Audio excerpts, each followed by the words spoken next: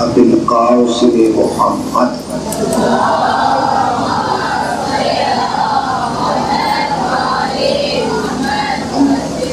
اما بعد فقد قال الله سبحانه وتعالى بسم الله الرحمن الرحيم إنا أعطيناك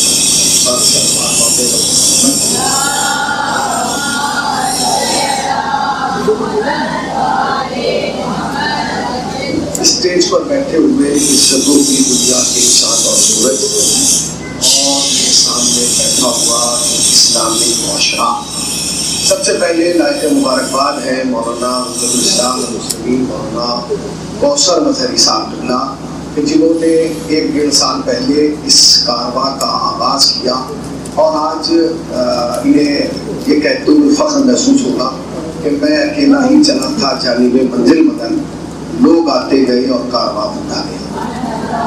بہرحال ہر آنے والے خطیب کا کوئی نہ کوئی موضوع ہے، کوئی نہ کوئی عنوان ہے، اس موضوع اور اس عنوان پر اس نے اپنی باتیں رکھی ہیں۔ آنے سے پہلے مجھے جو ہے وہ بہرحال شرکت کا پتہ تھا، تقریر کا پتہ نہیں تھا۔ تقریر جو ہے وہ خود ایک الگ عنوان ہے، مجلسوں کا پڑھنا ایک الگ ہے، لوگوں کی تقریر کرنا الگ ہے۔ بہت سارے عنوانات ہیں، اس سے موضوع بحث بنایا جا سکتا ہے، مگر دامن وقت میں گنجائش نہیں ہے کہ کوئی لمبی چوڑی بات آپ کے سامنے رکھی جائے۔ میں بہت چھوٹی چھوٹی باتیں آپ کے سامنے رکھ کے اپنی جگہ لے لوں گا۔ اگر میری بات آپ تک پہنچے تو آپ اس بات کا یقین دلائیے گا کہ جو کہا جاتا ہے کہ عورتیں کبھی چپ نہیں رہتی، یہ واقعی چپ نہیں ہے، ٹھیک ہے نا؟ آپ نے اس پروگرام کا جو اشتہار ہے اس کے نیچے من جانب لکھا ہوا ہے الزہرا یعنی زہرا اسلامک کلاسز۔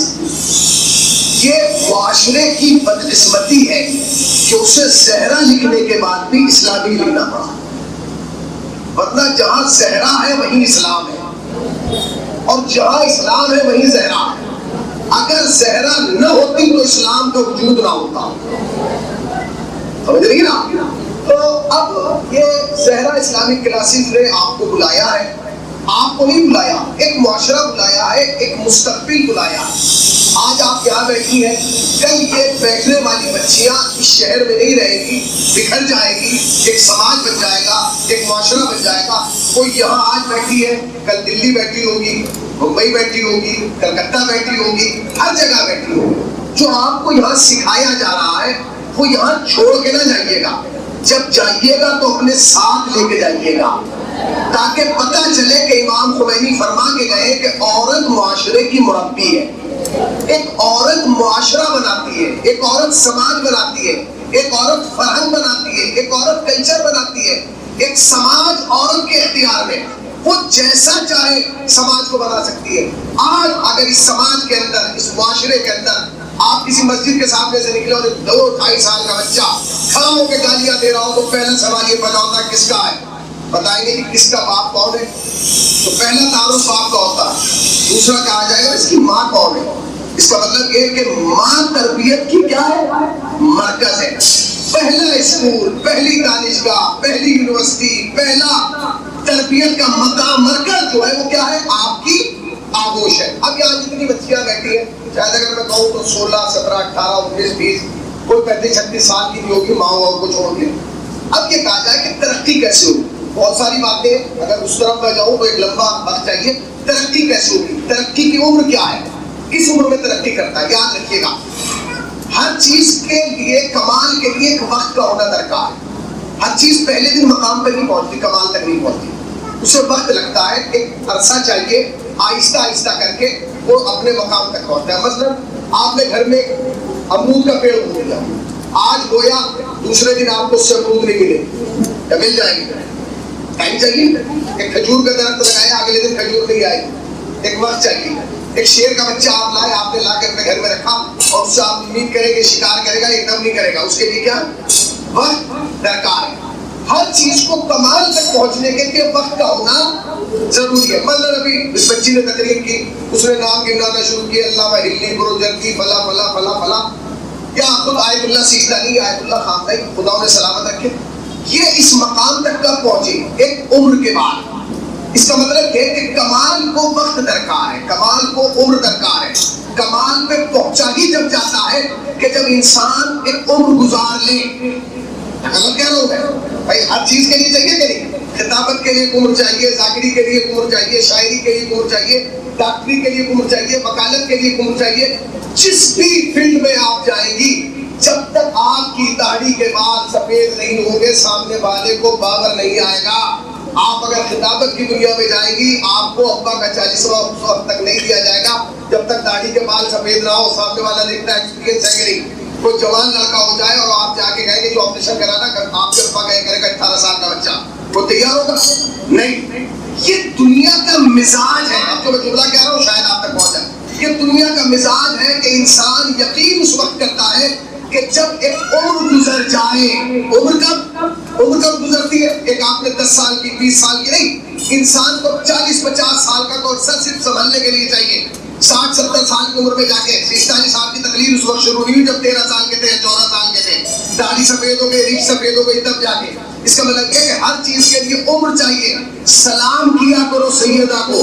سیدہ اس کائنات میں 50 سال کے لیے نہیں آئی, 55 سال کے لیے نہیں آئی, 70 سال کے لیے نہیں آئی, 18 سال کی. نہ جانے کتنی خواتین یہاں بیٹھی ہوگی میری بچیاں کہ جن کی عمر 18 سال ہے. سیدہ نے 18 برس زندگی گزاری ہے.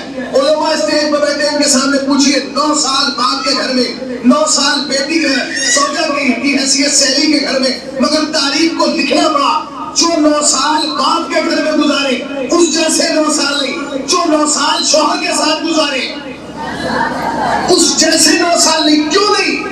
ابھی مولانا, میرے چھوٹے بھائی مولانا سر نے آپ کو ایک بات سنائی نا کہ جب عورت جو ہے, عورت کے 3 روپ ہیں, 3 زمانے. یا وہ بیٹی ہوتی ہے, یا وہ زوجہ ہوتی ہے, یا وہ ماں ہوتی ہے. چوتھا تو کردار ہی نہیں.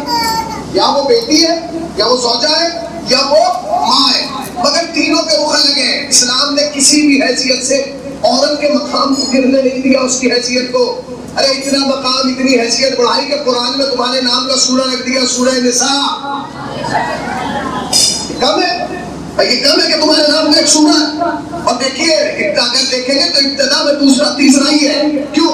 تاکہ تمہیں پتا چلے کہ اگر قرآن میں کہہ دیا ہے الرجال قوامون علی النساء, تو تمہیں احساس کمتری کا شکار ہونے کی ضرورت نہیں ہے. اپنے وقار کو زندہ رکھو, اپنی شان کو زندہ رکھو. سیدہ 18 سال کی تھی, مگر کیفیت کیا تھی؟ باپ کا گھر, شوہر کا گھر. 2 جملے کہہ رہا ہوں, اپنی جگہ لے رہا ہوں, سنیے. جب بیٹی ہوتی ہے تو رحمت ہوتی ہے, جب زوجہ ہوتی ہے تو آدھا ایمان ہوتی ہے, آدھا ایمان. شادی سے, نکاح سے پہلے مرد 2 رکعت پڑھے تو 2 رکعت کا ثواب ہوتا ہے. نکاح کے بعد یہ کس کی طرف سے بڑھا, کون اس کی شریک حیات بنی, کون اس کی طرف آئی, کس کی وجہ سے عبادت میں اضافہ ہوا.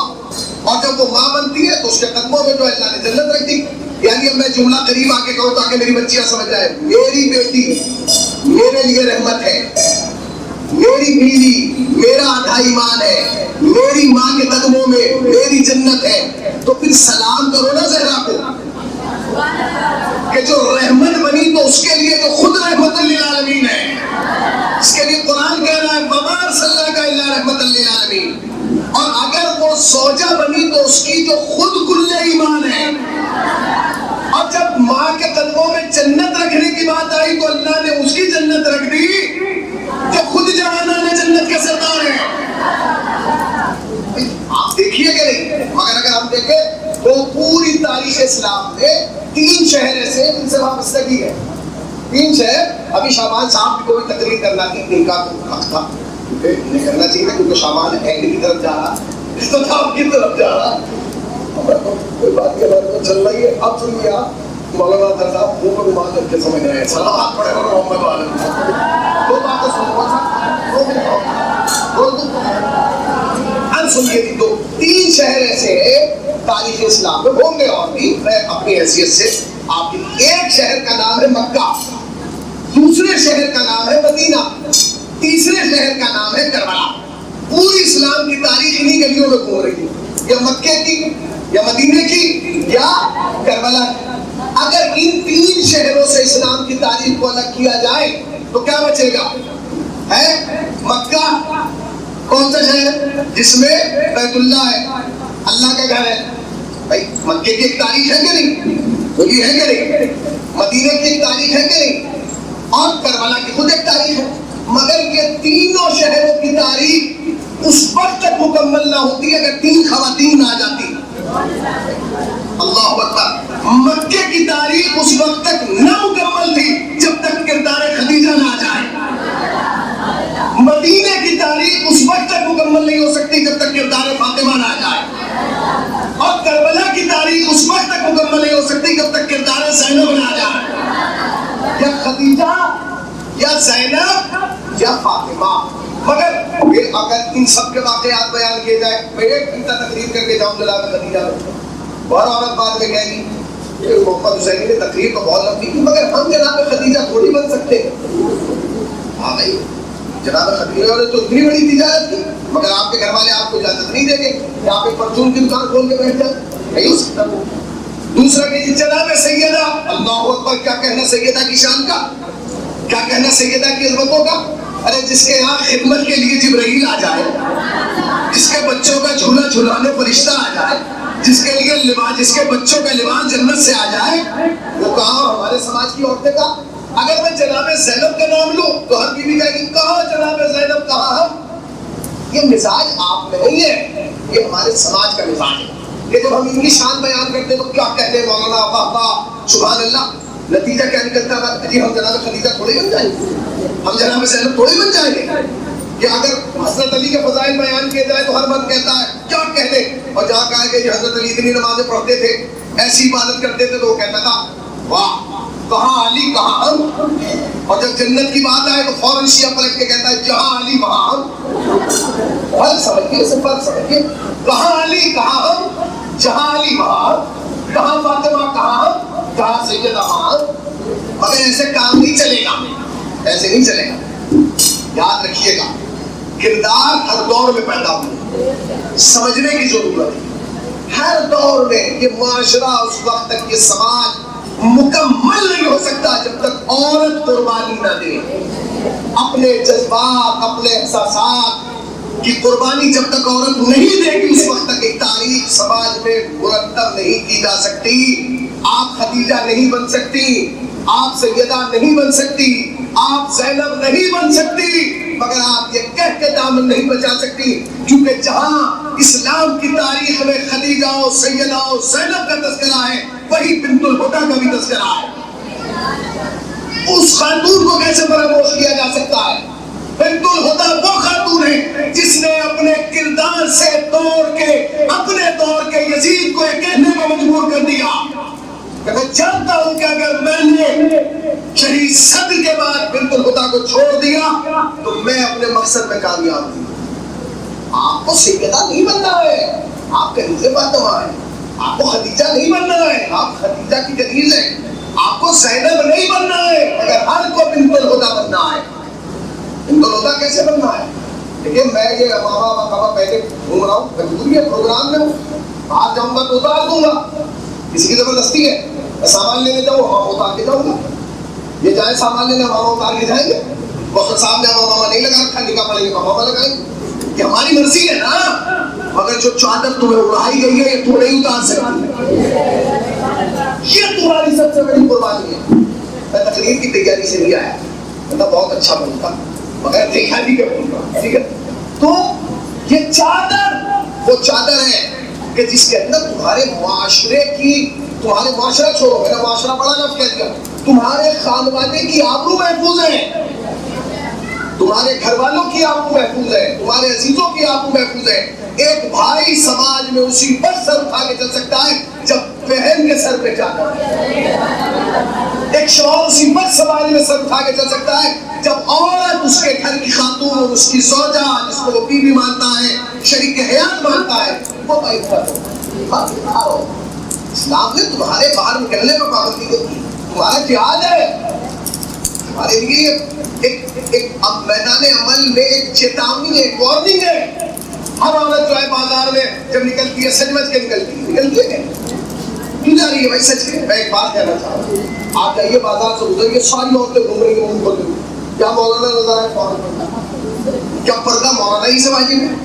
نہیں ہوتا، پردہ ہے جیسے مجھ سے ویسے ہی سب سے ہے، جیسے سب سے ویسے مجھ سے اسلام نے قانون بنا دیا تو سب کے لیے، مگر تمہیں اس سماج کا مقابلہ کرنا ہے جو تمہیں کہتے ہیں چادر اوڑھنے والی بیکورڈ ہے، یہ چادر اوڑھنے والی کچھ نہیں جانتی، یہ بہت بڑی حاجن بنتی ہے، مولوی بنتی ہے۔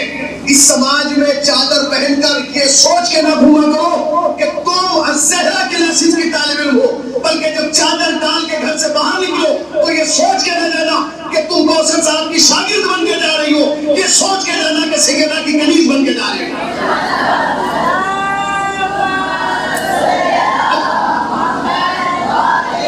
سماج کیا کہہ رہا ہے؟ سماج کس کے بارے میں؟ سماج نے کسی کو چھوڑا؟ سماج نے کسی کو کچھ چھوڑا ہے؟ نہیں چھوڑتا سماج۔ تم چادر اوڑھو مولوی بن رہی ہے، تم چادر اتارو غیرت بن رہی ہے۔ سماج کبھی کسی کا نہیں ہوا، کبھی کسی کا ہوا نہ ہوگا۔ اسے آپ ریکارڈ نہ کریں، بعد میں المہدی میں دیکھ لیجیے گا، سنیے مگر میری بات جو میں کہہ رہا ہوں، سماج کسی کا نہیں ہوا۔ تمہیں پہلی جنگ سماج سے کرنا ہے، اپنے ماں باپ سے نہیں، کیونکہ ماں باپ راضی تھے چادر اوڑھانے تک تم یہاں آئی ہو، مگر آنے والا سماج، جس سماج میں تمہیں جانا ہے، شادیوں میں جانا ہے، ولیموں میں جانا ہے، پروگراموں میں جانا ہے، یہ سوچ کے جاؤ کہ یہ چادر ہمیں وقتی طور پہ نہیں اڑائی گئی ہے، اس کا ہمیں احترام کرنا ہے، اس کا ہمیں باقاعدہ جب چادر اوڑھے تو یہ نیت کر کے اوڑھے کہ میں جناب سیدہ کی خوشنودی کے لیے اوڑھ رہی ہوں، پھر اس چادر کے اوڑھنے کا ثواب بھی ہے، اس چادر کے اوڑھنے کی برکتیں بھی آپ کو نظر آئیں گی، اس چادر کے اوڑھنے کی شان بھی نظر آئے گی۔ ابھی ہمارے یہاں میں بتاؤں آپ کو، ایک صاحب کا محترمہ کا انتقال ہو گیا، ایک صاحب کو بلا لیا گیا، ان سے کہا گیا کفن کاٹ دو، انہوں نے جا کے کفن کاٹا تو وہ صاحب سویم سے ایک دن پہلے، سویم تو اگلے دن ہوتا نا، آج دفن ہوگا، کل کی چھٹی، پرسوں سویم، وہ جو چھٹی والا دن تھا تعطیل والا، اس دن اس کے شوہر نے پورے سماج کو جمع کر دیا۔ آگے سماج کیا ہوا بھائی؟ انہوں نے کہا کہ اس آدمی نے جس نے کفن کاٹا تھا اس نے میری ناک کاٹی، اس نے کہا ناک تو آپ کی اپنی جگہ پھر کٹی کیا؟ تو میری ناک کٹ گئی، میں کسی کو منہ دکھانے کے لائق نہیں رہا، کیوں؟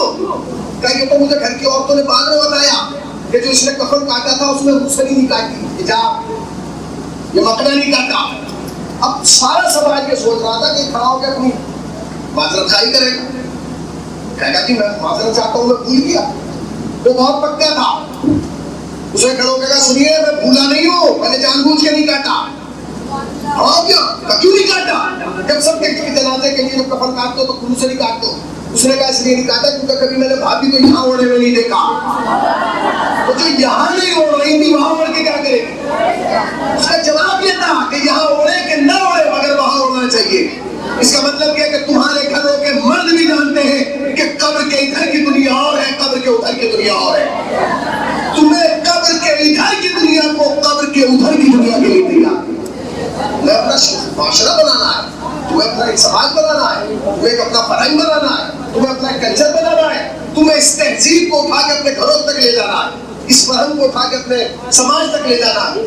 یاد رکھنا اگر تم زندہ ہو تو اپنے کردار کی بنیاد پر رہو گی، اگر تم زندہ ہو تو اپنے لباس کی بنیاد پر رہو گی۔ بس میں اسی شعر کے ساتھ اپنی بات تمام کر رہا ہوں کہ نہ شکوہ نہ شکایت نہ گلہ کرتا ہوں، سب سلامت رہے، رب سے دعا